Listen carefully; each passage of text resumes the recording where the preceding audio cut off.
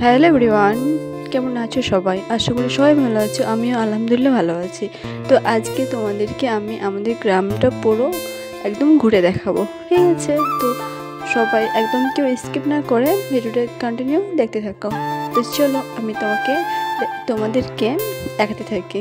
তো এই যে আমি প্রথমেই ছাদে উঠে বসে আর কি দেখছি, ক্যামেরা দেখি যে ঠিকঠাক আছে কিনা, ঠিক আছে?